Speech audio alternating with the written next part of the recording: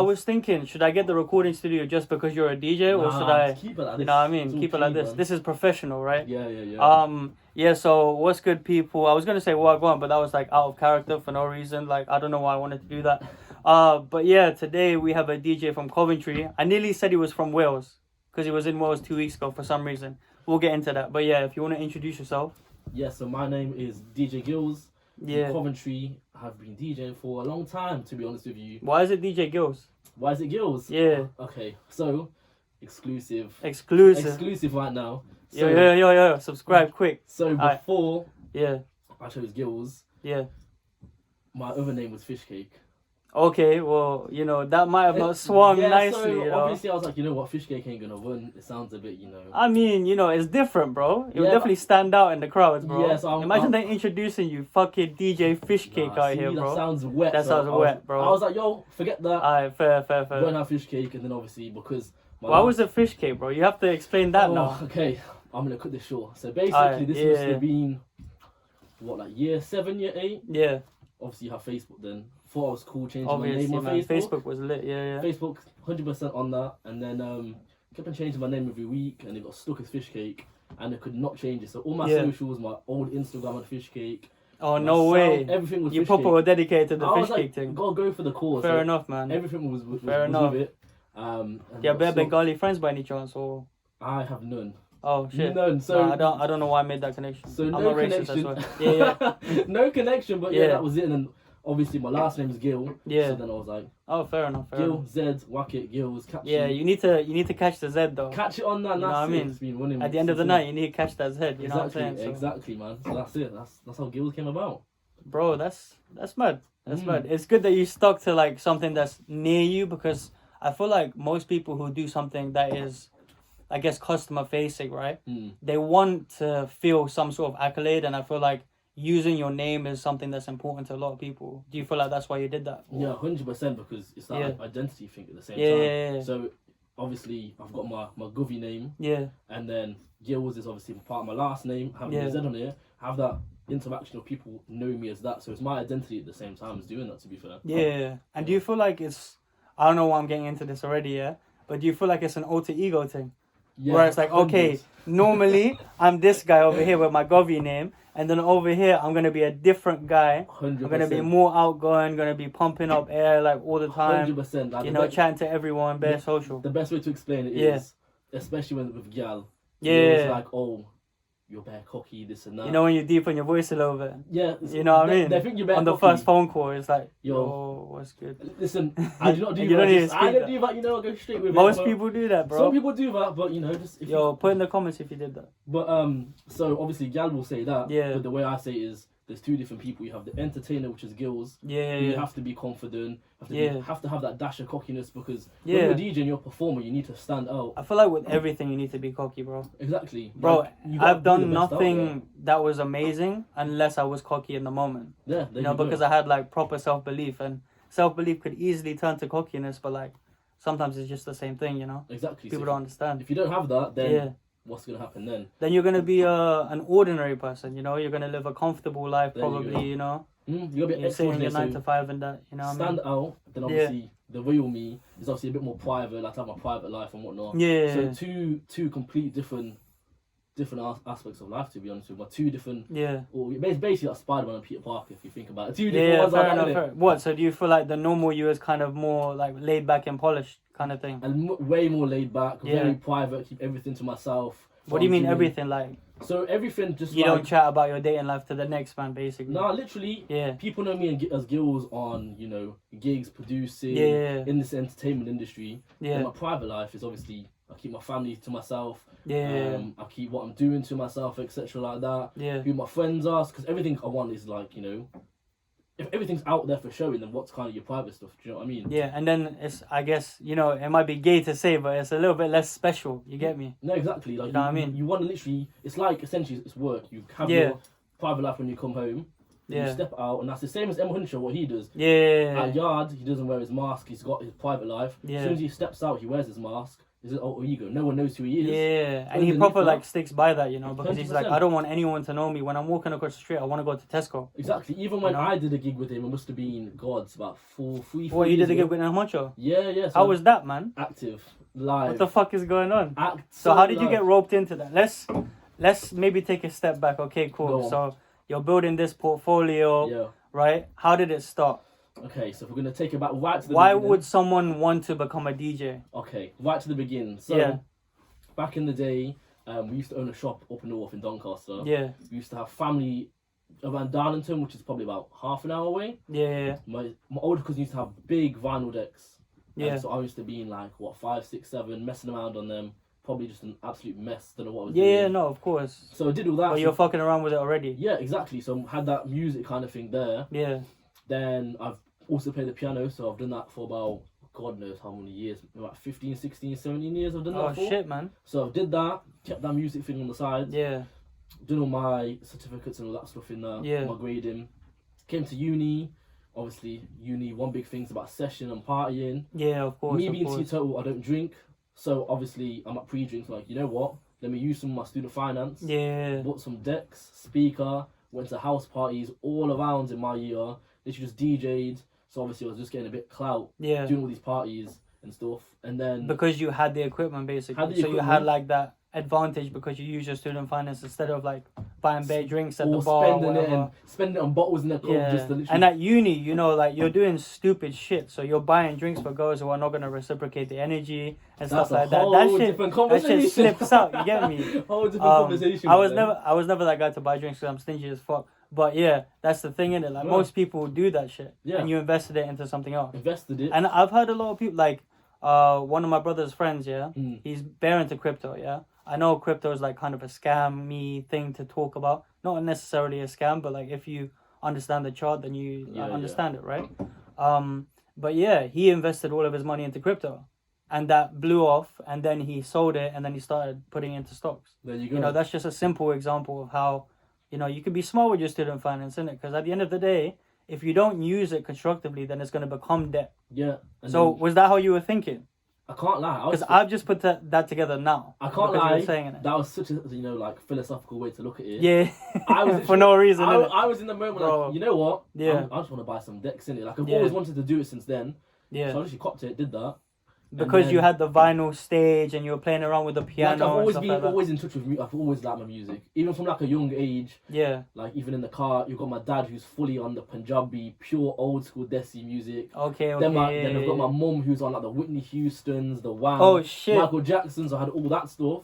And It's then like you a had, diverse thing. and then you got that's my why. then you got my cousins who are into your 50 Cent, your NWAs, your Yeah. Snoop Dogg's, your Easy E's, your Missy Elliott's, Ashanti, Ja Rule. So it's literally Yeah, like Snoop Dogg, all of them. the whole shebang. So Yeah. I've always had that musical kind of influence with it. Yeah. And then obviously got more clout.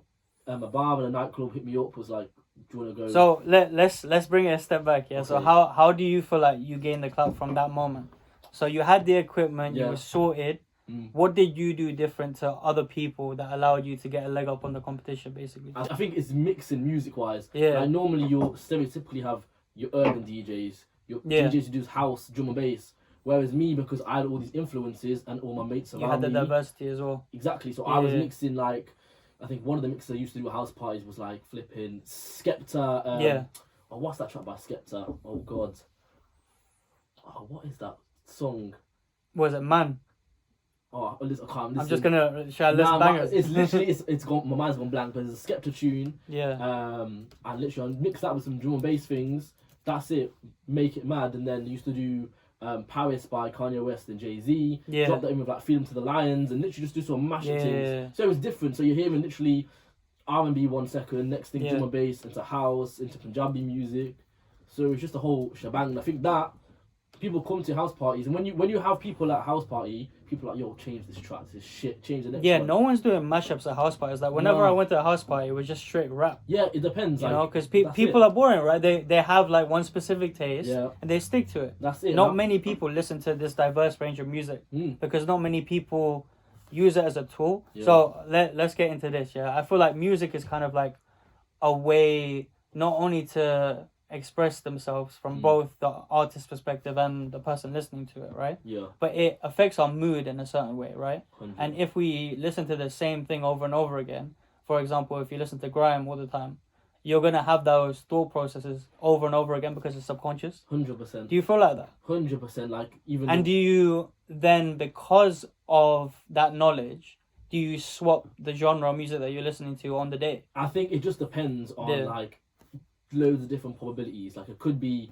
1 minute. The thing is, when you're DJing, especially in a live crowd, you want to play what you want to play. I get that. Yeah, but 100, you need to play 100%. for what the people want to listen to at the same time. Yeah. Because if they ain't vibing with it, then the crowd's not going to be lit.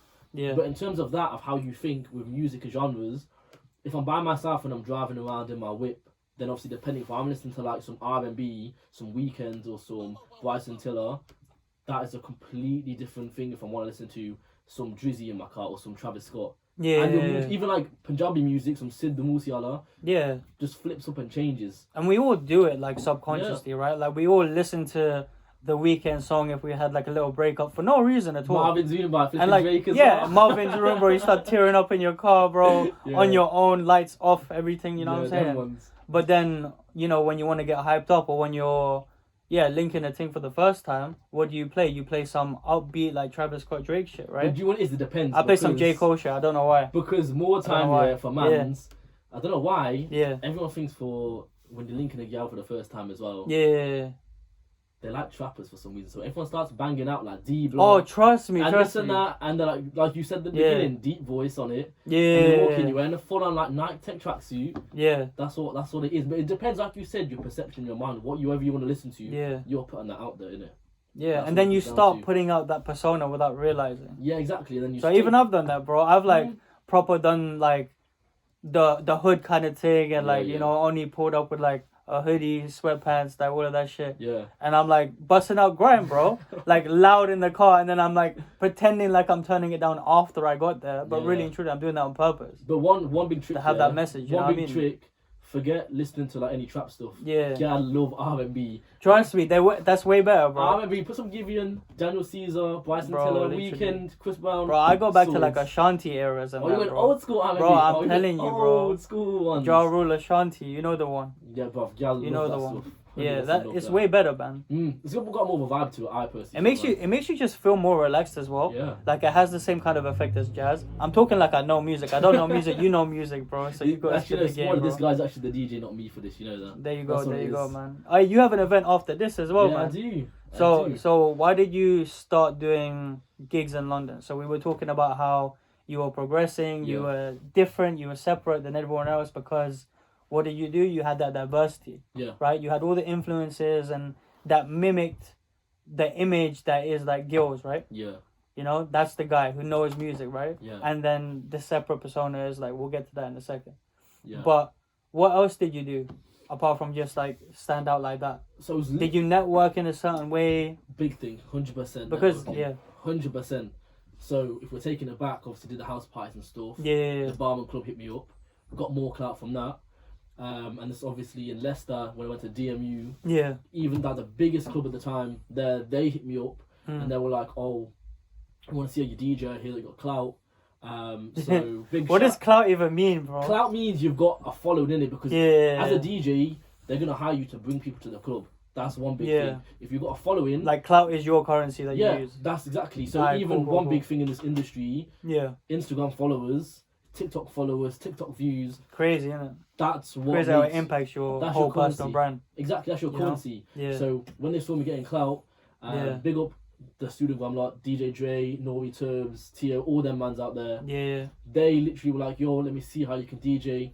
They were like, "Okay, this kid, got something. Obviously, a bit more slick with it, which obviously everyone can do and learn with time." Yeah. Literally started doing that, doing more gigs with them. They were booking me, and then from that, I was doing obviously the big artists, like I said, Huncho, Swams, Lethal Bizzle. Oh yeah, shit. the guy who just boxed. That's Yeah. crazy. Box KSI, well, the I can't believe it. I can't believe them man are doing that. You know. But you know what it is, yeah. But it's boxing good. It's game- clout. Like you Exactly, said, it's clout. like building your currency. Exactly, right now, especially. People will YouTube think it's thing. stupid, but YouTube thing, Yeah. you're getting big P from doing that. That's what everyone's jumping on. Even I think I saw Literally, the other day, I think it's Is it Tate versus Jake Paul with a T-shirt? Yeah, bro. Even that's gonna Tate versus Jake Paul is happening apparently. That's gonna get clout. So it's one of them ones, and so literally that was that. So we're getting more clubs and doing all that stuff. So even our team, we've done like big artists from we brought Drizzy down to Leicester for his after party, so we've done that. Yeah. We've done Skepta Tory Lanes in Birmingham. Yeah. We've done AP Dilla and Govinda Gill when they came to their after AP party. Dylan's popping off right now, isn't it? UK things, he's smashing the scene. Bro, all of these things bash out AP Dylan. I don't know why. AP Dilla, oh bruv, I don't know what it is. I don't know what it is, bro. Because I'm like low key, I'm a coconut, bro. Oh, is it? I can't lie. I am. I'm fully a coconut. My cousins take the piss out of me, rinse me all the time. But do you know what it is? And now I've been watching like Bollywood movies and that, Do you so know I'm what it getting is? into it. I was the same as you. Getting into it, yeah. When I came to uni, I was a coconut. Uncultured, man. I was uncultured, but then obviously when I came to uni, you meet more people, and then obviously I think that's where I got more into my roots. It's because people go into these societies, innit? Yeah. And I like low key, man. I looked at that shit and I was like, this is cringy. I'm not gonna do it. Yeah. But that's because I wasn't invested already. Yeah. You know what I mean? Like you said, with the whole like, you know, your mom listens to this, but your cousins listen to like this heavy rap shit. Yeah. It's like a different take on it, and if you don't have that exposure, Then you're not gonna know. then you're gonna be like, oh fuck this is cringy the whole time, innit? Yeah, exactly. So it's that. But you always come round at the end, you know what I mean? Exactly. Look at me. It's always a full I was a circle. coconut, and there's me. Yeah. Punjabi things all day. Like listen to that music. Yeah. But like going back on that London thing. Yeah. Obviously, you got the stuff from all of the artists and things like that. Yeah. Then those are some big artists, though. You know, you were just saying it like it's casual, do bro. you know what it is? I think when you're gonna go do it, like, oh my god, but when you go and do it, you're literally in the moment, you're loving it so much. Because that's your zone, right? Exactly, you're loving it. Even when AP Dilla did his show, I remember, obviously, when artists come, you've got to come off stage. Yeah. Obviously, you have their main DJ because they don't want no one else on it, of course, anyway. Yeah. So we were obviously down the sides of the stage watching it. And obviously, you're there, you're literally mesmerised by like what's going on. Yeah. Like, it's just so amazing to be You're part like, of it's this lit stuff. and you just take it in the moment, but you still need to do your job, right? Still got to do the job, but you just have that couple of seconds to take it all in and be like, oh my god, Yeah. look at this. So literally doing that, and then Urban Desi events in London, they obviously saw my stuff, saw my clout. Who's Urban Desi? Urban Desi events do the biggest events, Desi ones in London, they do it in Bristol, do it in Wales, so do it all over the map. So I think we even went to one, you know. Have you? To be honest. Normally it's either they either do an Egg or Proud. Okay. One of the two. So today, obviously after that, I'm doing with Urban Desi. Yeah. So they hit me up, was like, oh, we see you doing bits. Come and bring that flavour of the And Midland like, flavour down like here. let's just break it down for the people in it. So like, one of their events, how much would they pay you roughly? Oh, I can't. You can give a ballpark figure. Okay, what I'll say is for DJs. Yeah, because these people are trying to know, innit? Like, okay, I have to do all of this work. Let's say like how long it took, like from the moment you were doing it in clubs in uni. It's been about how long? So I went to uni 2017, 18, 19, 20, 21, 5 years. 5 years, right? 5 years on the grind doing it. So what I would say... So if they want to do all of this work for 5 years, what are they going to get in return? That's what they want to know. I would say DJs, depending on where you're going, so if you're just going to go strictly on London and you're doing a guest slot set, which is normally about an hour, you can, anyone literally can vary. Some people are charging 100. Yeah, that's good. You need to say that. Some people you need to say the varying thing. You can't say the actual number. You know what? I can't say how much. Because obviously different people pay you different amounts. So you got exactly. You know what I'm saying? And as soon as you said that, people are gonna look at it. It's a liberal answer right here. You know what I'm saying? Yeah, you need to do it. We've been well prepared here. You got used to this. So people are charging anywhere between £150 from an hour set all the way to £300, depending. But Alright, cool. That comes down to entirely. But obviously, this is gonna go out in a few months. Yeah. So you have to do some calculations. That price might have gone up. Exactly. A couple more that price might have gone up. A couple more followers increases. Honestly. But that's what it comes down to. Is like. So don't get your hopes up. But that's what it comes down to. Like, yeah. I will tell you at the beginning. Yeah. When I first started, obviously I was not making as much on my set as. No, of course, right? Because you didn't have the clout. Exactly. As soon as you need to get that clout exchange rate. You know what I'm saying? As soon as you get that clout, and as soon as you start building your following, your price goes up. Like I released my first production in July this year. Yeah. Dropped that. I think that's on like 350k views on YouTube for my first thing. Yeah. My price is going up. Dropping my next song. Is this the Aspire thing? Yeah. Yeah. You know I got to Oprah right now. You can go watch it. The thing is, I'll play a little bit in the background. The thing is for me, I find it. I find it cringe to listen to my work. But Well, I think, like, say if I do this, like, yeah, I find it cringe because the thing is, yeah. But you did the beat for it, right? yeah. So why you find it cringe? Because the thing is, when you listen to it as an Yeah. artist, it's like when you're writing a book. You look at it and you. I'm joking. When I watch any of these, obviously, Yeah, I feel cringy, bro. you could have done this Come better, on, that come better. on. But I think because it's so self-critical of our work. Yeah, innit? yeah, yeah. So drop that, your price is gonna go up, Yeah. and then obviously this thing's gonna come out in a bit. But Yeah. 16th of November, we got something else, something special getting planned. So even that It'll one, definitely be after that. yeah. So you can say it. Oh, is it? Yeah, Oh, yeah, okay, yeah. that's chilling then. So 16th. Talk freely. There you go. 16th of November. Here Yeah. we go. We have got the second single coming out. So even when Okay. I drop that, price will go up. That's how Yeah, it works. So yeah, you yeah. get more clout, you get more exposure. Because we're not going for 341k, right? Nah, we're going for what? I don't know. So I'm gonna keep it humble and say about 400k. That's good. That's good. Because I'll you be know fine what? with. Like sometimes you do need to keep low expectations. Yeah, like In order for yourself to exceed that. like that track. Yeah. I was like, yo, if I get 50k on my Yeah. first thing, I'm gassed. Flipping did 340k, and I was Yeah, like, bro. yo, you know what? Like that's astonished me. Do you know what I mean? Bro, that's sick, man. For my first thing, I was like, yo. How much work went into that? Like, break A lot this of down. work. Break this down. What's this song about? So the song is the best way to describe it is a Punjabi fuse Yeah. mixed in with your West Coast fuse. That's why you have that little synth, that G-funk synth which you can hear like Snoop Dogg's kind of Yeah, tracks, yeah. etc. So, excuse me. So it's literally a fusion of the two, and it was in the summer, and I was like, you know what? Like, there's not really a lot of Punjabi summer tunes. Yeah. So back in the car, you got your. There Sunna. really isn't, you know. There isn't. So I was like, There you really know what? isn't. I want to make. But that might something- be because I'm a coconut, bro. I mean. People might I mean, disagree. I mean, to be fair, in the other aspects in the non-Desi, there's some Yeah. summer tunes. Like there's quite a lot. But Yeah, Punjabi, yeah, there's yeah. not many. So I thought, you know what? I Maybe wanna it's be just the different. industry, innit? Like, obviously, people know that they want summer bangers. So over Yeah. here in the West, like, that's what happens, So right? I was like, you know what? Let me do this. Let me try and work it out. So I made Yeah. up the beat. Ironically, the actual basic bit of the beat was made in about half an hour. Yeah. The basic thing, obviously with a few touches and stuff. Yeah. So I made the beat, and obviously I was looking for an artist, and my visual team, Major Media. Also, as a DJ, you had to kind of find an artist to do this with because, you know, you needed the vocals. Obviously. Yeah. So what? But, like, you're trying to look for someone with an equivalent amount of clout to you, right? Not a clout. Like for me, the best way I want to look at it is even Yeah. if someone's got 400 followers, I would still work with them because if I like their vibe, I like their voice. And then you just bring them up as well, right? I'm gonna work with them. Like Yeah. to me, it doesn't. Money and followers makes no difference to me. As long as you've got a good voice and a vibe with you. I Do you think that's why you've kept going? I think could be one thing as well because if you Yeah. think, if you're gonna chase money ain't gonna come to you. Like, Yeah. You like obviously you need to get rich, you need to spend and all this stuff and Yeah. give out energy. It comes back to you. I get that, but if you're thinking just so narrow-minded about the thing, I don't think that you'll get anywhere. Yeah. So you just forget. Money will come to you. Just forget about that stuff. So if I vibe with someone, Yeah, what man. I music mean, thing- you know, I'm literally hoping for that principle, bro, because I'm doing the same thing. You know what I mean? Like, I'm literally interviewing everyone because I feel like the media is so one way. 100%. You know, people on YouTube are so one way or the other. Yeah, I want to talk to everyone so that we can be in the middle. exactly. You know, You that's get why the everyone's thing is views. equilibrium, bro. You get me? I'll send you a hoodie at some point. That's it. Give me the You know what hoodie. I'm saying? Next video shoot, I'll wear it, bro. Bro, 100%. at some point, bro. At Give some me point. that. I'll plug that for you, bro. Bro, let's do some stuff, man. I'm on for that. sure, So, for sure. so But yeah, yeah. If I the song. vibe with you, bless. yeah. And then I'll show you my boy Major. We just demonstrated that, by the Major- way. That was a live demonstration. There you go. Exactly. go. So my boy Yeah. Major Media, he does all the visual work and all the visual content. Oh, And sick. so I've known him through uni, and he obviously has his own company, and obviously I work with him.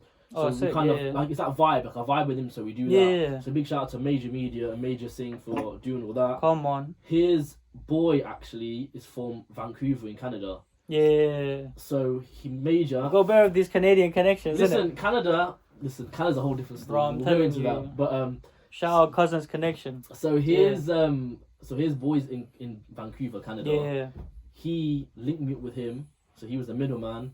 We got chatting, and then the project just literally happened in the space of a few months, Yeah. and that is it. But like I said, it's a whole collective. So we have that, and then I have my studio where I go to, and my mix and master engineer. We obviously sit together and obviously we work through it. So it's not just a one-man band. There's a whole project. So there's me. Yeah. So would you guys say you're a team, or would you say like you had to find these people individually, and So like would you have to pay them, or is it like So, an exchange? So obviously Major Media, Yeah. that's my visual team. So we work together, we help each other out. Yeah. So like any work I do, visual wise, major. That's me. Me, DJ Gillz, major media, like this, tight. Yeah. And then obviously we have my engineer, Yeah. tight. That's what it is.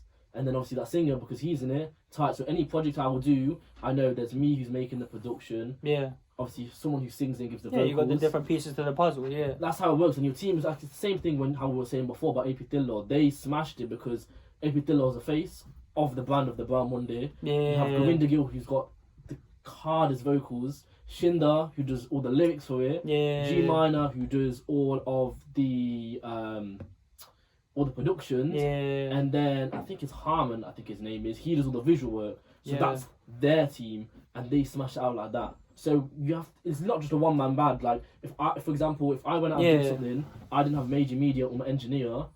That ain't gonna work. You need to have a team around you. Or it would work, but it would just be more costly. Yeah. The ROI wouldn't be as good because of that, and so on you and need so to on. vibe with someone. So like I said, I know for the rest of my productions, that's my team. That's who I work with. Yeah, cool. Yeah. Because at the end of the day, if I'm winning, you just move with the current, innit? Exactly. Like, you can't expect I'm the worst winning, or the best. I'm winning, they're winning. It's a team effort. Do you know what I mean? It's not just a solo thing whatsoever.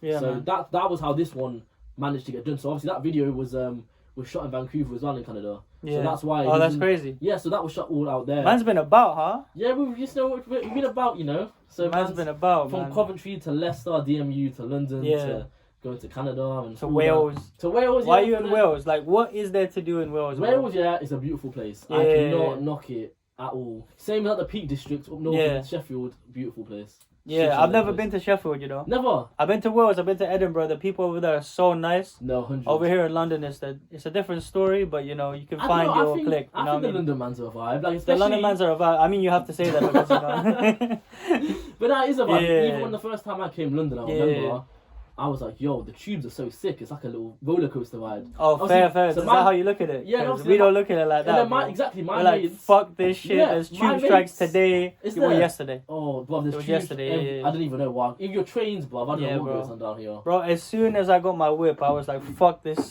public transport thing, bro. But to be fair, even driving in central London, it's the same kind of thing, isn't it? It's but like 20 miles per hour in the middle. It depends. If you're going daytime, you're screwed. You're gone. If you're going evening, it's not too bad. It's alright. It's not too bad, man. It's not Go too after bad. the congestion charges, isn't it? Then it's blessed. Otherwise, you don't want to get that fat fine. Forget that. Trust me, man. Forget And that. I've got too many fines, but why do you think we get too many fines? Because you know what the UK Why do the man them always get fines? Because the UK is the most watched place in the world. You cannot do anything and get away Okay. with it. You're screwed, bro. There you go. That's your go. answer. That's the raw answer. Because you know what, yeah? The cameras are there for a reason in specific spots. There you go. But you know, we won't say too much. And one thing which does it right, Fast and Furious 6, if you've seen it. Yeah. When they're in London, my man's getting caught out. Why? Because of the cameras in the UK. Yeah, so you can't do nothing. trust me. Can't do nothing down Trust here. me, you can't take a left turn without getting a ticket, bro. That's it. Driving a bus lane ticket things. But yeah, man. Okay, let's go back onto building clout. Yeah. Yeah. Go on. So, for the people who want to build clout out there, Yeah. like how would they do it? And I want to know the cringiest shit that you've done to build your clout. Cringes. Okay. Well, I would say. Yeah. I don't know why I said it like a host. Okay. Like I should stop doing this podcast thing for a bit, just take a week out and just like reassess my life. But So yeah, carry on. I would say be unique. 100%. You need to. Alright, that's vague though. We need more than that. Be unique as in. Yeah. Don't get me wrong. There's so much like music, for example. If we're gonna take it to that out there, do something different. Like Drake's, like the mashups that you're doing. Like, but like even you're reaching from one pocket to another. Yeah, right? even the productions of which came out was it last week, Her Loss with Drizzy and Yeah. 21.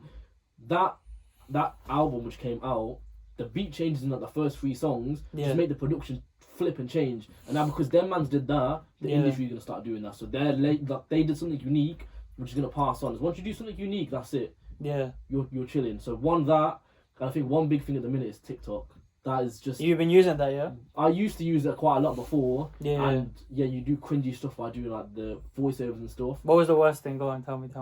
I know you're thinking of one thing specifically, and you're like, should I say that one? Maybe I should. To be fair, you're gonna have to look at my TikToks. I don't know, you know. Oh shit! I don't know. Shit, it's one of them ones, bro. I don't know. Like it's a plead the fifth type of thing. It's not too bad. Like I think one side is cringy of I dressed up as Halloween last year. I dressed up as M Huncho and Young Ads. Yeah. And I went the full shebang. Like I got the tattoos done on my hands for Young Ads. Oh, so got my neck done. Yeah. Got the full on scarf, the shades, and like a. Was that this year or last year? Last year. Last year. And then we went to a house party, so I was sitting there. I got fake grills in. Yeah, but if it's a house party, you know what? I think that's acceptable. It is. I feel like when you're doing trick or treating, when you're like 24, 25, Wait, why are then you you should doing stop. why are you doing trick or treat at 24? I'm 25? saying, if you're doing that shit, then if you're doing you need to trick-or-treating- reassess your life, If you're doing bro. trick or treating at 24, 25, can you reevaluate your life? You should be doing that. you That's know what what? I'm You gonna just say. shouldn't be alive. Like, if you got youths, calm, do your thing. But that's that's if you have a different. little sister, then you know that's like semi-acceptable. But I would still not But not hang on out with that guy. ones knocking on the door. I still wouldn't hang out with that But guy. I would say that's a bit cringy because obviously I put it up and stuff and like. Yeah, oh, I mean a but little bit, but like. that's probably You a know, little thing. I think most people understand that you do have to compromise for the bag sometimes. Like, But- it's something that I've spoken to a lot of With the people TikTokers about. about actually, Hmm. because they have like all of these brand deals coming through, and let's say for example, if you don't smoke weed, Yeah. right, you shouldn't be promoting a weed company, right? Yeah. And there was a guy who literally just said no to a 25k bag, like straight. But that just shows you your That's principles. what happens, isn't it? That's your principles. Yeah, exactly. Like for me, Hopefully, that's what people remember us for, innit? But exactly. Like we'll for see me, what happens, innit? like for me, I wouldn't go do something which my heart's not in there because then Yeah. you're going to be labelled as that, which Yeah. is, you don't want, and then that's your brand getting tarnished essentially. Do you know what I mean? Yeah. Similar to True Geordie the other day when he made that, Islamophobe comment. and obviously now all the Yeah. brand deals are cutting them off. And you know what? Like as a Muslim myself, yeah, I didn't even like. I understood it was a joke, yeah, but it was just a bad taste in it. See, And I like, haven't while seen the the clip. cancel culture is how it is right now, Yeah, like, I don't know how, I haven't seen the clips. I don't know Yeah. what it's like. All I just saw was Tate coming out saying, "Yo, you shouldn't be doing that." yeah, But I said, I haven't really looked into it, but then I saw all on my Twitter feeds. yeah. Gymshark cancelling, my protein cancelling, Twitch is banning. I can't believe Gymshark got rid of All it, them man. mans did it. But you know what? I that's a lie, man. I do believe that Hmm. that's what would have happened, man. Because if you say something like, basically the association that he brought up was blowing themselves up in it. But there And you obviously go. that's in the media. He's like some big white guy, obviously. Like Yeah, he's grown up with joking around with his mates and that's why. about that topic, and that's why it came out in that but moment. then that comes back down to racism and discrimination. Yeah, I mean the thing That's is, why the it's thing not is, gonna go. I don't know if you believe this, but I feel like everyone to a certain extent is racist. 100%. But You know what I mean? racism will stem from the top down. Yeah, and like you said, with the different, what was it called? What's the word that I'm looking for? Groups, people. It's like, yeah, the different people around you that kind of like show you the way in terms of life in general. Yeah, Your family, they're gonna give you these associations. yeah, exactly. You know what I mean? And they're gonna, if they're racist, it's gonna come out in you a little Yeah, bit, like and you have to figure that out before it one- comes out on you and bites you in the One ass. big thing there is, You know? obviously the stereotype of people who live in like, the south of America. Yeah. They're still quite a lot racist because their families are all racist and Yeah, discriminate. exactly. And And like then- the thing is, to a certain extent, we can be like, it's actually not their fault, Because they're but at the raised in same that. time, They're raised in that. And obviously Yeah. if you're not going to change that, yeah, that's that because they, obviously the working class, yeah, back in the day in like whatever, the 1800s, whatever, the rich would set out these laws of racism discrimination, yeah, sorted it from the top down, passed it on to the working class, yeah, literally. and now the top are like, we're not racist, this and that, when they're the ones who flipping implemented the seed for it. Yeah, And then you have the bottom working class who still go on and doing it, but the only way to do it, to cut that off, educate these people, simple, get that done, sorted, Yeah. then that's it. Because the only way it's getting passed on is from, you know, like you said, your group, your yeah. parents, So it takes pass someone to down. break that line, innit? Break the line and you're sorted. But it's very hard to break the line, which is isn't it? something you're used to already. So You that's know what I a really mean? sticky situation now, isn't it? Yeah, and the thing is, a lot of successful people do tend to break the line. Hmm. You know, they do tend to have a little bit more self-awareness about themselves. Hmm. Because like we said before, you kind of have to be cocky in a way Yeah. to handle all of these situations and problems that arise. Like, yeah. you're doing this social media thing. We all know that social media is way too overplayed in our heads. And And, toxic. you know, And it doesn't toxic. allow us to actually have our thoughts because technically speaking, this algorithm is geared to how we feel. Yeah. Almost, and if we feel sometimes these racist things, then sometimes the racist things come up on your feed. Yeah. Like. But Yeah. it's bad because we have to suppress that to the outside world. So we're Yeah. seeing all of this shit, seeing the world this way, someone else is seeing the world this that way, Yeah. but we have to go out and conversate with each other. Yeah, which goes So- back to even like you said about the algorithms and stuff. Yeah, When it comes to music and trying to have your unique stuff, yeah, you have to essentially at the same time fit into that algorithm yeah, to work because that's the only way people are going to see your. yeah. your work and That's a stuff. good way of looking at it as well. So you have to You know? fit in at the same time, but at the same time pull back and then be different. Yeah, So it's a very thin line you need to kind of like dabble your feet in between Yeah, both man. of them, innit? and yeah, you've fucking hit the nail on the head with that one. Yeah. Because it's like people don't think like that when they're creating content. No, yeah. They're kind of just like, oh, I vaguely saw this trend, so I'm gonna do this trend. And so they're being like, okay, people have algorithms. I need to fit into this quadrant of people's algorithm because they're the ones who are most likely to listen to my shit. Yeah. So I'm gonna cater to them to a certain regard. Do you feel like it's a balance between catering and then being yourself, or do you feel like 100%. you should be just strategic with it? It's a mixture of the both, like because a lot of people are just strategic with it and it works. It's a mixture of the two. You have to do both. Yeah, like you need to be different to stand out. Like half the artists, like when Sidhu Musiala came about with G Wagon and So High, he did something different which no one else did.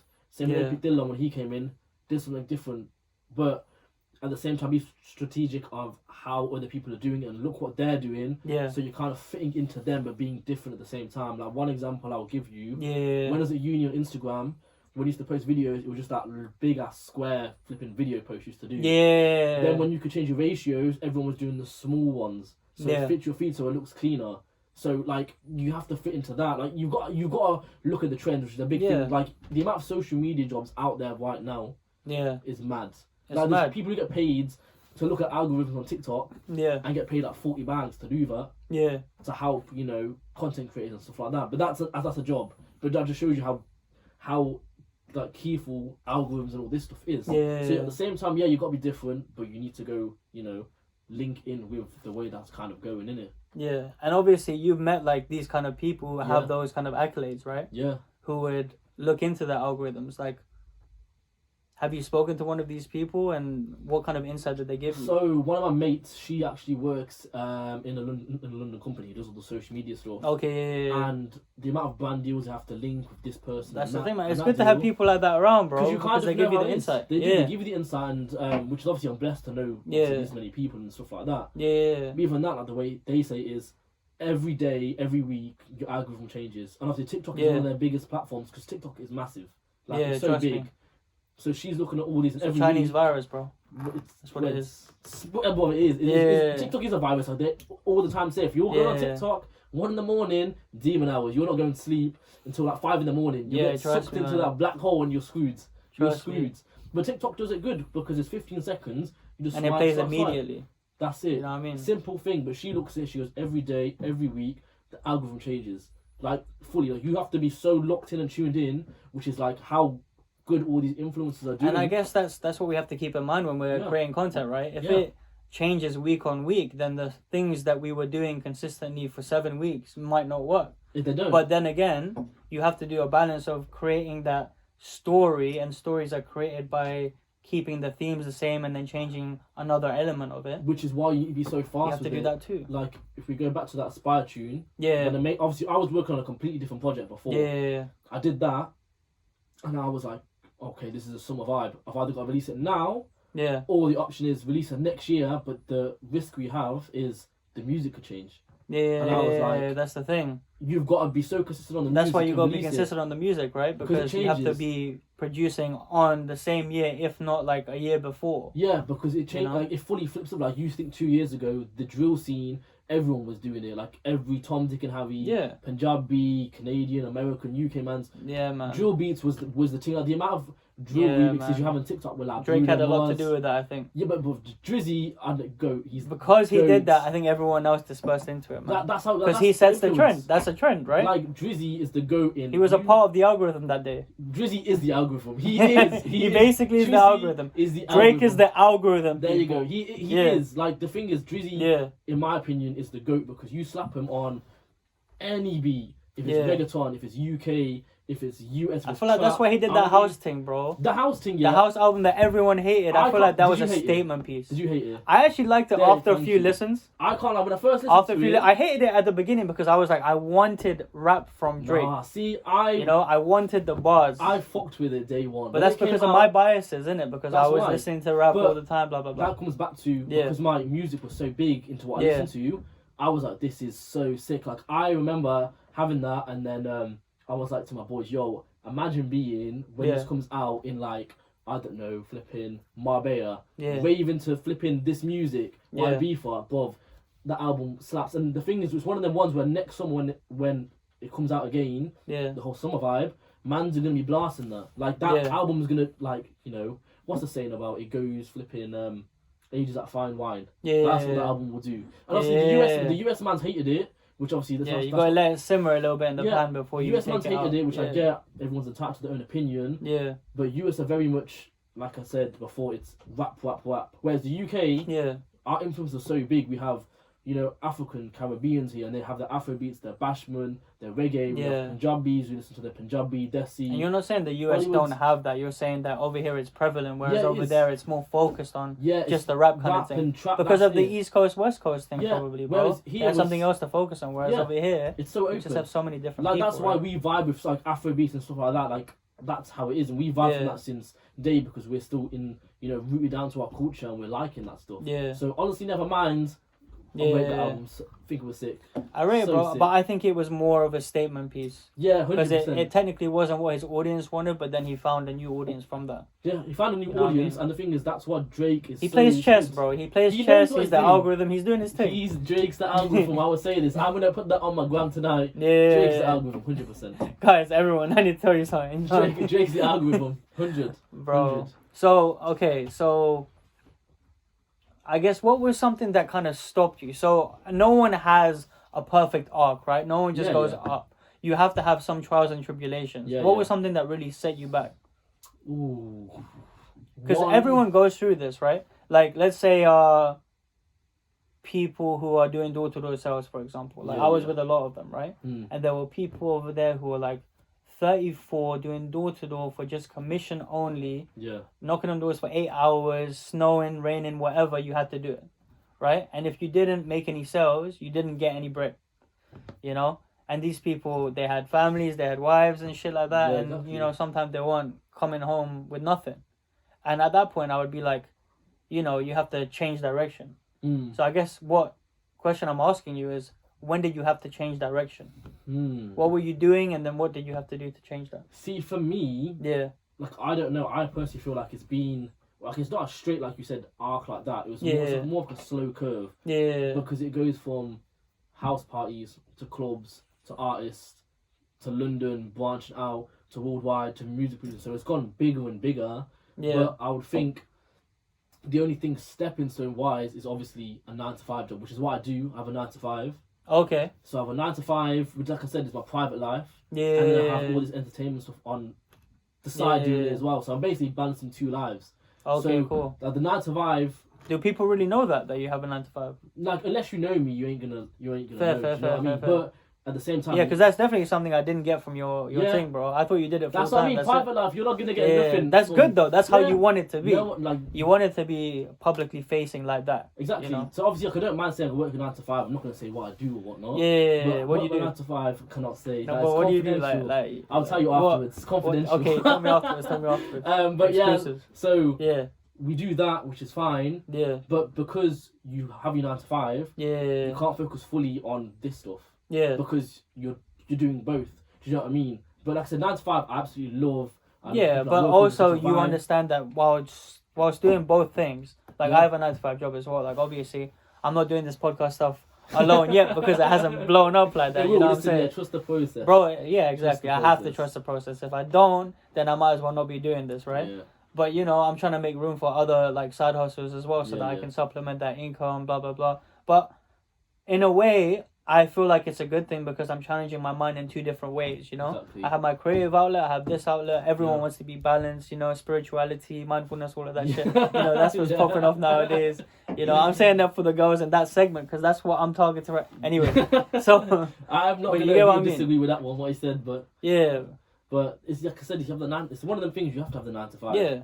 Like that's stability, right? Exactly. At the bare minimum, I make this, so I know what to play with, and then I can build for something else, right? The only thing is, I don't know if you notice it, is you have the triangle effect, like because you're working so much, less, and you earn the money, but you have no social life. Yeah, 100%, bro. But then you cut it out. You cannot work. And then you feel bad because the people around you are essentially negging you to come out. Yeah. And you're like, I have to stay on my purpose. But then if I don't go out, this is something that I've dealt with recently. Yeah. Well, it's something that's happening all the time now because we're like that age, right? How old are you? How old do I look? Let's see if you Bro, I think you're like 25. Oh, close 24. Alright, so I'm 25, innit? Yes. So basically, we're getting at that age where people are just drifting away, innit? You mean the aunties say get married? Yeah, the That's aunties what say you get mean. married. You have to be in the house now. You Yeah, can't yeah, keep going yeah. out. Blah blah blah. You're getting old. That kind of thing, right? Yeah. And the thing is, you can't really be settled like that. You know what I mean? Like you can't just do it one way. Like, what do you think about that? It's one of them ones where it's the triangle. You have work, money, and social life. You work and have the money, but you have no I'll tell you social my life. point afterwards. Yeah. And then you can quit the work, so you have social life, but then you have no money. No so money. You can't go out. Yeah. And then you can have the money, and social life, but then you're not going to work. So how's it gonna work? Like you can't. It's hard to balance everything at the same time. Yeah. Unless you're gonna be self-employed and you're blessed chilling, then you're calm in it. But like I said, majority everyone has 9 to 5 kind of jobs. You know what I mean? Yeah, because until you get to that accolade, Yeah. more than likely you're balancing things in order to be safe and also take risks, Yeah. right? And the thing that you're doing that's a risk that's paying off is your DJ thing, right? DJ and music producing, yeah. But yeah, you're trying to be stable. But yeah, we're at that age where people are kind of drifting in it. And if we're just focusing on work and your side hustle, and that's it, you have no time for friends, these friends are going to drift away because that's how people work, innit? Yeah, exactly. Like, if you don't give people attention, we get a little bit egotistical. We're like, fuck you. Yeah. You know what I mean? Or if they're not reaching out to me, then they're not really my hope. Like, there's give and take in these kind of things. But at the same time, you have to plan. Like, even with my boys, when we chill, I've got 2 of my main boys who are in that little circle. One, he works in the BBC, so he's busy all the time. Yeah, exactly. You have me who's doing my busy ones. Yeah. And my other boy, he's married, so he's busy as well. So unless you don't plan like a month in advance, nothing's gonna happen because you gonna all have priorities. Yeah, it's no lastminute.com used to go chill out in town, nothing, grab desserts, nothing like that. Yeah, because that's how it used to be, bro. You know when even for me, when I wasn't doing shit, like I would just link up with my guys all the time. Not now. Because I had time. Not now. And I'm trying to do the same thing now. Yeah. But it's very difficult to do, Can't do it. But like you even said before, it's your I'm trying to stack up right now. You get me? You So need to stack up, then time to get married, get your house, get your youths, and then that's it. That's your thing man. I'm not even trying to think about that right now. I mean, I'm trying to put myself in the position for it. Yeah. Because I know it's inevitable. Yeah. But like, I'm not trying to like. All I say is put too much stress on it. Whenever it's meant to happen, it's meant to happen. Because we have so many aunties telling you. But what do you say to the people who keep on telling you, "Oh, you should get married and shit"? I tell them not get married. Because this is something that's on your mind. I know it. I tell them I'm not gonna get married. Yeah. But what do you say? Like auntie, whoever is coming up to you, yeah, saying about marriage. Yeah. But I get it all the time, innit? Like they go, "Oh, you're pretty." So what's the honest answer to that? Because like. When the aunties ask you, you're gonna just deflect the question. You're gonna be like, "Yeah, I'm not really on that, blah blah blah." But what's your actual answer? Okay, so are you kind of in the same thought process as me, where I'm like, "Oh, I need to get into the position of it. Yeah. I wanna attract someone who's not been out there all the time." You know what I mean? Because that's the truth, right? At the end of the day, guys do want that. Yeah, they do, but we are scared to say that. I'll tell you why. Yeah, we're scared to say that because. There might be a girl who's amazing, like a 10-10, and has been about. Okay, then here's your answer. You never go for a 10-10 gal, 100%. There you go. See, that's the truth. This is what happens, yeah. That's the truth. Yeah. From I'm gonna say a man's perspective. Yeah. I'm not a boy no more. Like come on. He's grown now. He's grown now. You've seen the beard. Come on. So, quick points. Yeah. Gal and boys are trash. Yeah. Men and women ain't. But break that down. Gal are more trash than boys. I don't care what you say. Yeah. Why do you think that?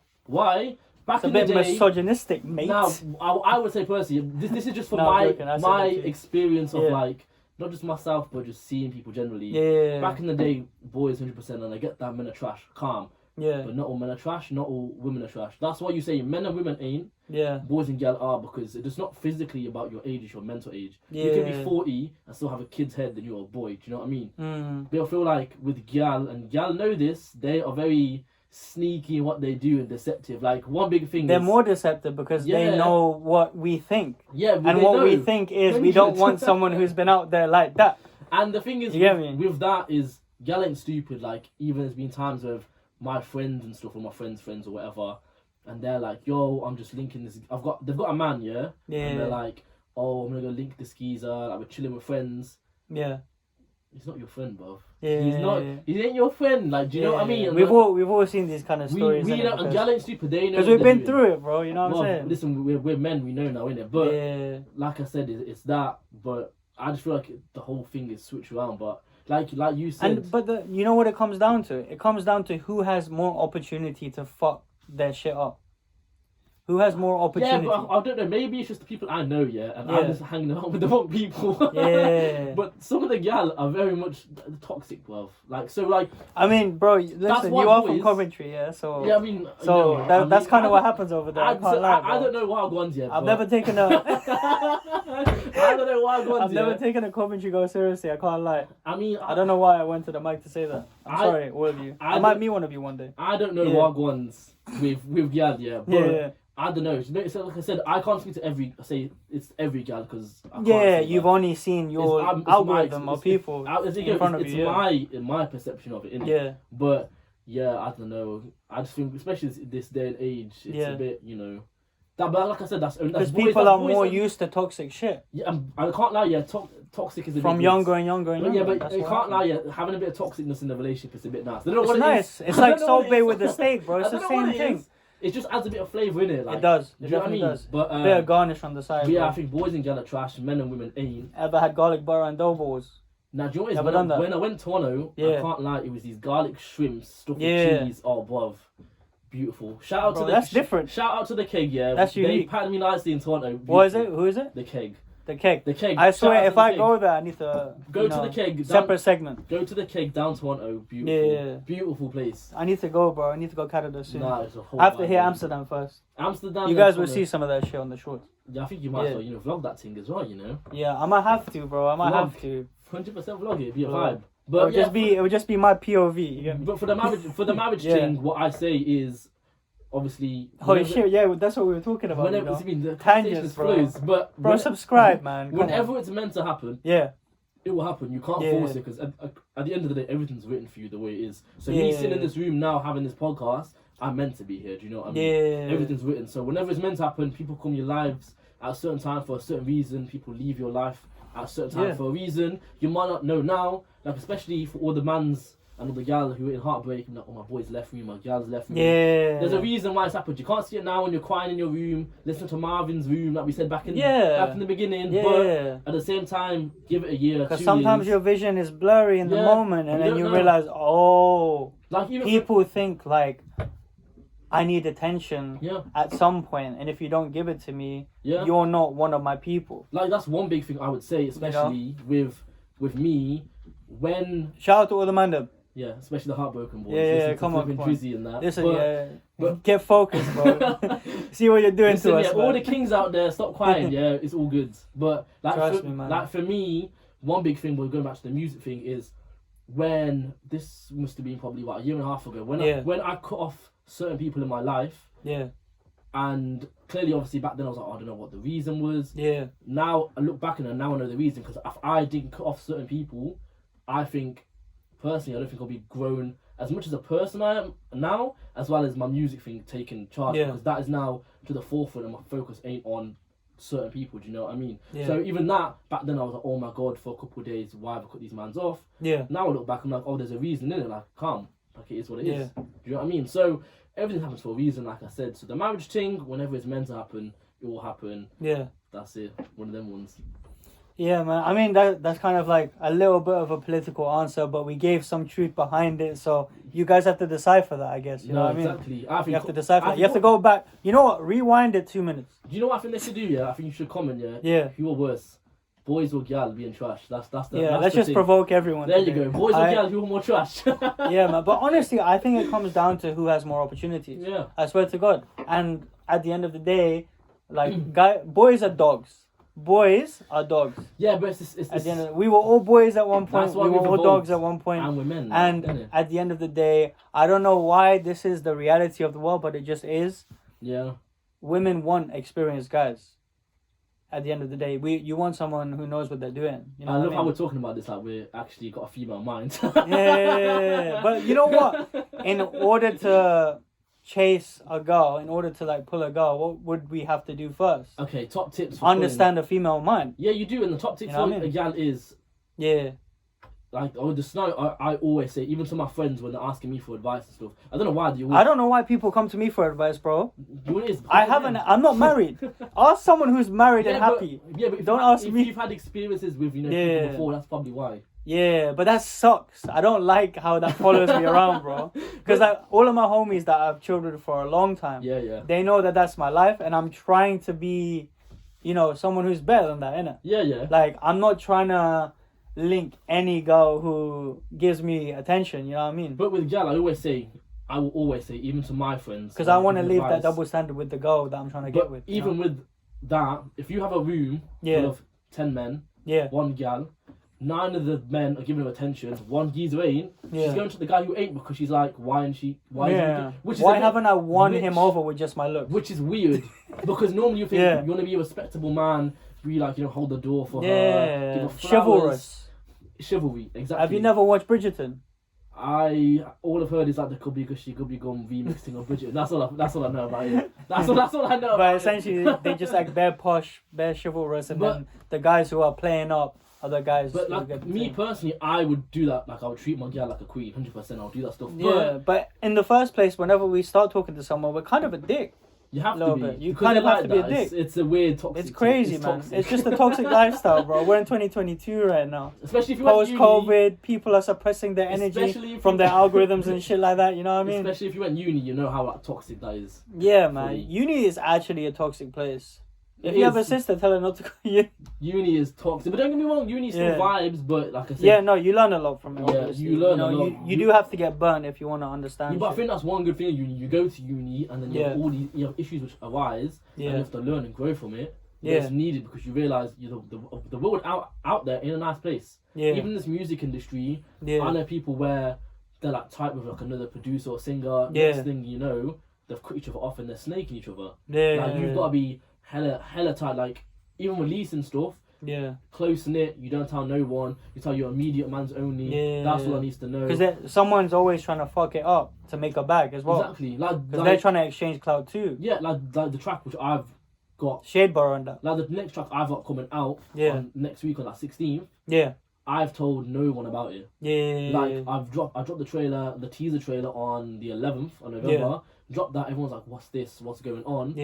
But the only ones who knew about that was me, my engineer, the singer, Major Media, the visual team, the promoters who were doing the official launch parties in Birmingham and London. That's it.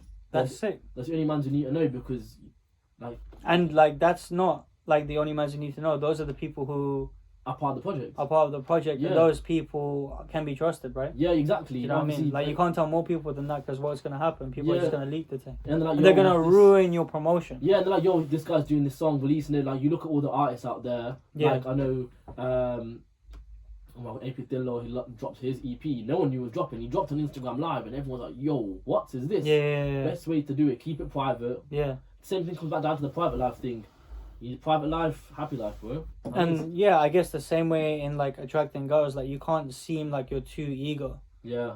Which is weird because like but then they have a you go would at want you. people, huh? Then the thing is, if you're not too eager, they have a go at you and they're like, why? That's the thing. That's the thing. That's what I was gonna say. Yo, yeah. In the comments, please explain how the flip do we win? Because if we're too mean to you, man's going through shit. We get called dicks. And then if we're too nice, it's true. We get called wet, and then like nice guys don't like finish last. Like, yeah. Obviously, I'm trying to understand for all my boys out there. Yeah. Like I don't understand. I mean, we do kind of understand already. That's somewhere in the middle. But yeah, you guys have to clear up the confusion. Maybe it's just in the words that you use. Maybe I don't know.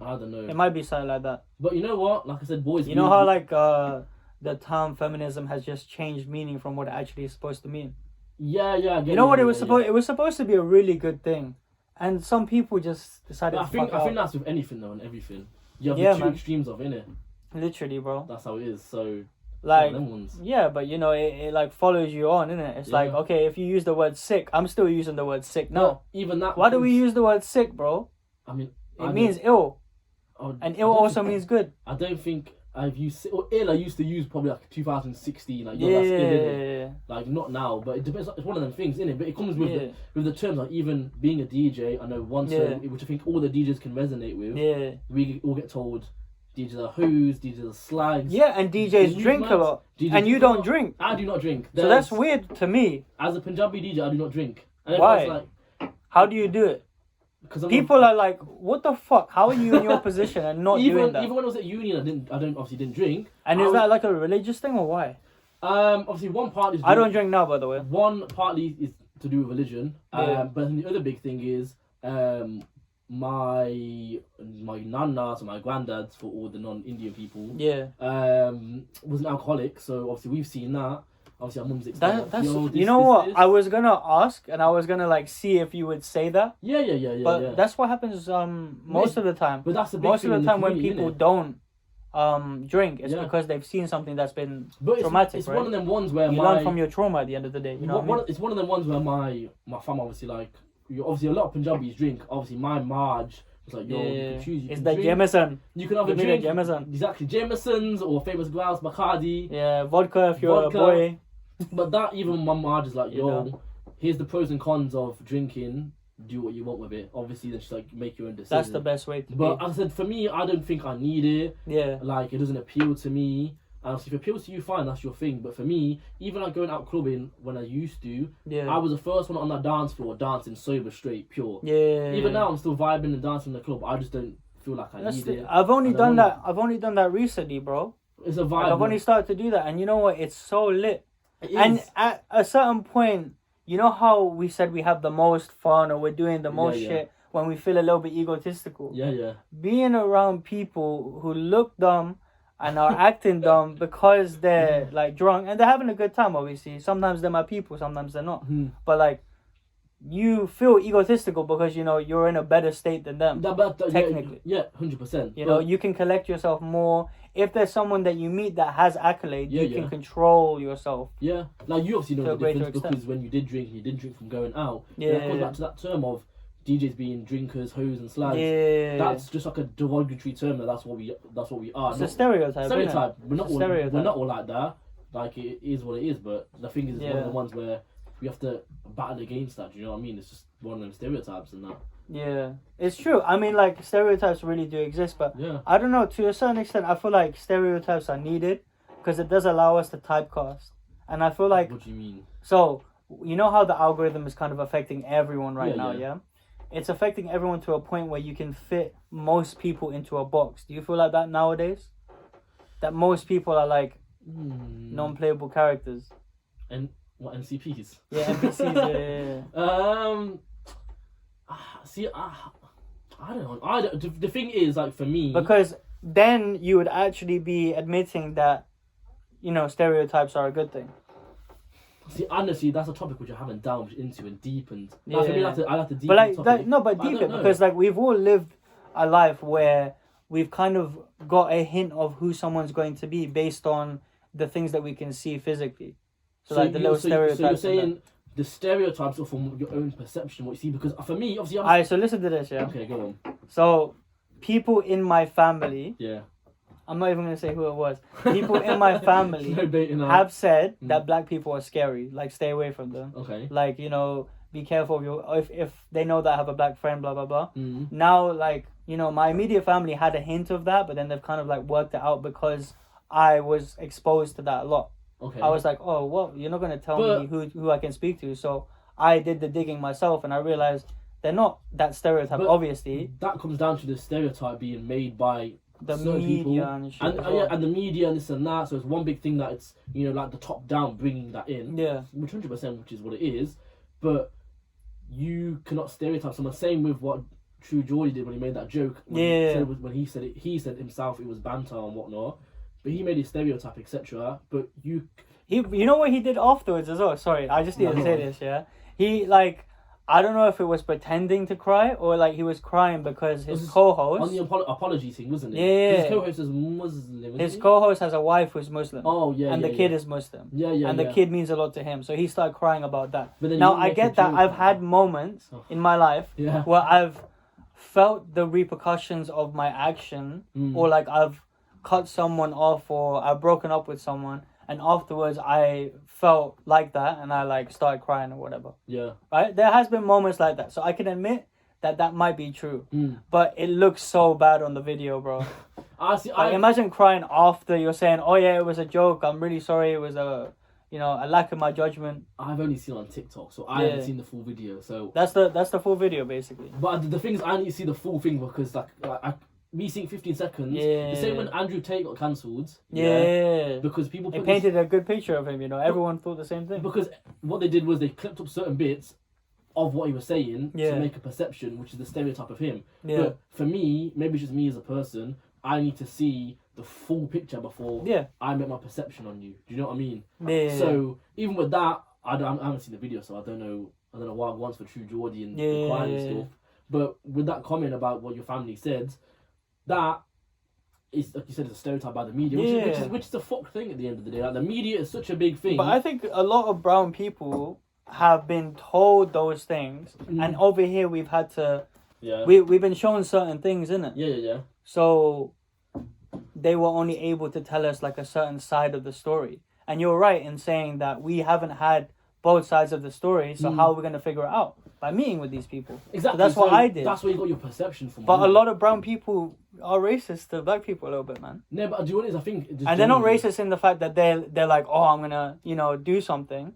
They're more like, oh, I'm going to stay away from them because they're dangerous. Once again, that comes down to the media. And it's a very old way of thinking. It's like, 10 years ago, people were talking about that. Now we can't talk about stuff like that. It's a bad thing. You need to go, like you said, you need to go make your own judgment and see. Yeah. Because that's like me going to you, I don't know, all flipping Liverpool fans are awful. They're not awful. I'm just saying that. Or like saying all Muslims blow themselves up. I can say that because I'm Muslim, innit? Like True Geordie said, you know what I mean? Like, that's not the case. Yeah. Like, if you want to go to that deep of it, there's extremes on both sides. Like, there's plenty, like, even your extreme ends of religion and doing extreme stuff like that, that's not like 1%, not even that, of the religion. But then, because of that, because of what the media say, and because of what they do, like, especially, like, I think, wasn't it, like, in America, when you had that shooting? Yeah. I don't know what his name was, the festival thing, was it Las Vegas? I think it would have been. Yeah, let me see. So, I think it was Las Vegas, and the guy got his gun out, and obviously... it was awful and killed people at the concert and shot them from his balcony window or something. I think it was Las Vegas. Yeah. And it was that news coverage was bad for about 1 day, it was 2 days. And then after that, they stopped it. Whereas if it was a Muslim or a Hindu or a Sikh extremist, that's going to be on the news for a week. But that's because the media put it out, even with... and the media is monetizable, innit? Yeah, so even, titles that don't get clicks don't get put out. Rishi Sunak, when he became Prime Minister, what did everyone put? The first British Asian Prime Minister. He's a Prime Minister. Why are you labelling him as British Asian? Yeah. But mans do that because they're like... Even with Obama, the first... Yeah, okay, fair enough, he is. Barack Obama was the first African-American... black president, I get that, 100%. Yeah. But then don't keep on labelling him as that. Call him the president. Why do you keep on adding that in front of him? Do you feel like that's kind of rude to the people? I get the first who are being typecasted like that. The first instance. If someone, I guess, announced you, and they were like, oh, it's this British Asian djgillz coming out right now. I think depending on the context. Would you be annoyed? Depending on the context. Like if it's the first initial thing. If you were in Australia and it was like a bunch of... I'll be a bit confused. I was like, we're in a club, why are you like, they don't really care if I'm British. Because Asian let's say they don't really have that many Asian people there. So you would then stand out and be unique. See, I get that. Yeah. It's the same thing, if you want to say it once, fair enough, like the first British Asian Prime Minister. Yeah. To make it aware, bless. But then you don't keep on putting that label in front of it. Yeah. Like, no, 100%. Because you do that, if you think of the word terrorist, if you ask anyone on the street, and making this not racist. That's what I'm saying. Yeah, I get what you're gonna say. If you say the word terrorist, what's the first thing as you will come to your head? Bro, you think about a Muslim guy with a beard. There you go. You think about it. And then even you think about a Muslim guy with a beard. But then if we're saying that, okay, we've had that perception in our head because of the media, wouldn't you say that if that's our first thought, then wouldn't that carry through to how we actually think? Depends. If like this generation now, I feel like we do. And sometimes when people are placed in a certain role, they just play the character. Yeah, but so like Jake Paul, right? Yeah, he played the villain for a while to get to the point where he is, and now he can say that he's like kind of accomplished. I think with Jake even Paul, though he might have rigged fights. That's like his alter ego. Yeah, like your djgillz thing, right? But the terms of what you were saying before. Yeah, with the stereotyping. Yeah, with the stereotyping. I don't know. It's one of them things where you need like the media paint a picture and they stereotype it. 100%. And obviously the media drives a big part of our lives, innit? but you need to 100%, make yeah. that perception yourself. Like, we're in the generation. We need to decipher that, right? We're lucky because we can decipher and go on the internet. We can go Yeah. on these different searches. There's just more learn. searches that we need to do because it's so quick. Like, even we do our own research. Like, the amount of research I've done myself and looking at Sikh history, I didn't get taught that in school because why would they? I went on my own way and researched it myself. I've learned so much about Sikh history. Yeah, and when That's you do the it way by learn. yourself, you learn like 10 times more, right? Exactly, because you are that much more motivated. Yeah, exactly. That's the way you have to learn. So it's one of them ones, innit, with perception. Is the media is a big thing. The media gives you all this information and it drills it in your brain because you see it so much on Twitter, on the BBC News, Sky News. You see it everywhere, innit? And if you don't come up with your own experiences and you don't go out there in the world and network with people and go to house parties and then get some clout and then use that clout to be in clubs, then you won't understand, one, people, two, how different types of people interact with each other, and three, you'll be one of these people who are racist as fuck who get cancelled. Yeah, but that comes down to like Americans. I don't know what the percentage is, but a minute number of them have passports, and all they know about America is America. And we've seen the public interviews, and they're coming soon, by the way. And you see that, and you're like, what? Like, when you go tell them about Greece and this and that, and they're like, where's Greece? Where's Azerbaijan? Uncultured. I'm like, what? Like, how do you know? But the thing is, they're stuck in their own bubble saying that, innit? Yeah. Which is like a stereotype, but like I said, from my experience of what I've seen, and me going to America and speaking to Americans, that's what I know, because I'm only judging it. Like, I'm not saying they're all like that. Yeah. Not all. But the only thing I can say is from my own experiences of what I've seen is the way I'm seeing it, innit? Yeah. So I can't account for everyone. Because obviously there's definitely people out there who are more cultured and understand more about the world. Yeah. But that's from what I'm seeing. And I think as a percentage, those people are most likely less racist. Yeah, they are. 100%. Because they go out there. And they see all these places and like, yo, what's this? Because some people don't do any digging and then they carry their misconceptions throughout their whole life. You go to America and you ask... And I never want to be that kind of person. And you ask people... Yeah. You will definitely find at least like 10 to 15 people who probably said have never left America. Yeah. And why would they need to? There's bare cities, bro, bare different kind of cultures and that. Where's the UK? Obviously, we're flat. I have a US passport, by the way, you know that? Huh? Yeah, I have a US passport. I have both. You're dual citizen? Yeah. So my mum was born there, innit? And she lived there for 24 years. So yeah, I have a passport. American accent, sorry.